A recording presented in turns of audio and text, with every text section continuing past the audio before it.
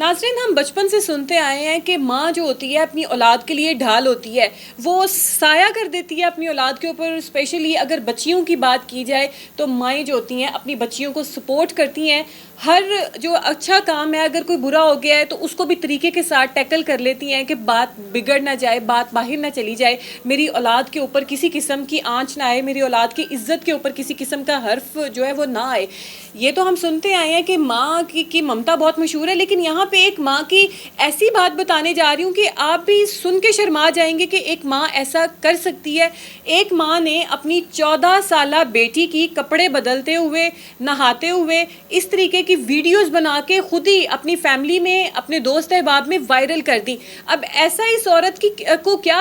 جو ہے اس کے ساتھ معاملہ پیش آیا، کیا تکلیف ہو گئی اس کو کہ اس نے اپنی ہی سگی بیٹی، جس کو اس نے جنم دیا، پالا، 14 سال تک جو ہے اس کو یہاں تک لے کے آئی، اس کی ہر اچھے برے کا خیال رکھا، اور بعد میں اس نے خود ہی اسی کی عزت کو تار تار کر دیا. دراصل معاملہ کچھ یوں تھا کہ یہ جو 14 سالہ بچی جس کی ویڈیوز ایسے اس نے وائرل کی، اس کی ماں جو ہے، جب اس کا یعنی کہ اس کا شوہر، اس بچی کا باپ جو ہے وہ گھر سے کام کے اوپر چلا جاتا تھا، تو اس کی ماں اپنے آشنا کو گھر کے اوپر بلا لیتی تھی اور اس کے ساتھ وہ سارے کام کرتی تھی جس کو جو ہے ہم کہیں تو ہماری زبان زیب نہ دے. اس نے جو ہے غیر ازدواجی تعلقات اس کے ساتھ قائم کیے ہوئے تھے. اب یہ جو 14 سالہ بچی ہے، میچور ہے، انف میچور ہے کہ اس کو سارا پتہ ہے کہ اس کے گھر میں کیا ہو رہا ہے، کیا کون آ رہا ہے، کون جا رہا ہے، اس کی ماں کیا کر رہی ہے، اس کی ماں کی جو چال ڈھال ہے وہ کس طریقے کی ہے. اب اس بچی کو سارا کچھ یہ معلوم ہوتا ہے، تو ایک دن یہ بچی جو ہے ان کو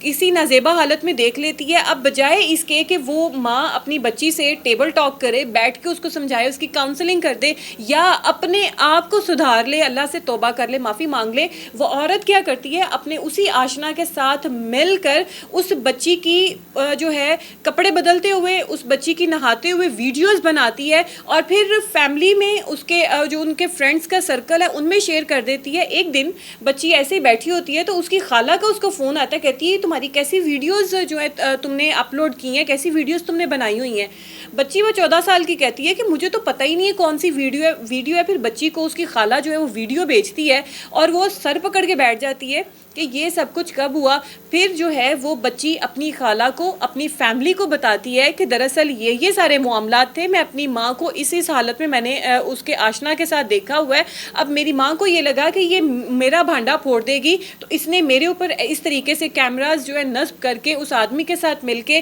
اس نے میری ایسی نازیبا ویڈیوز بنا لی اور فیملی میں جو ہے وہ نشر کر دیا مجھے،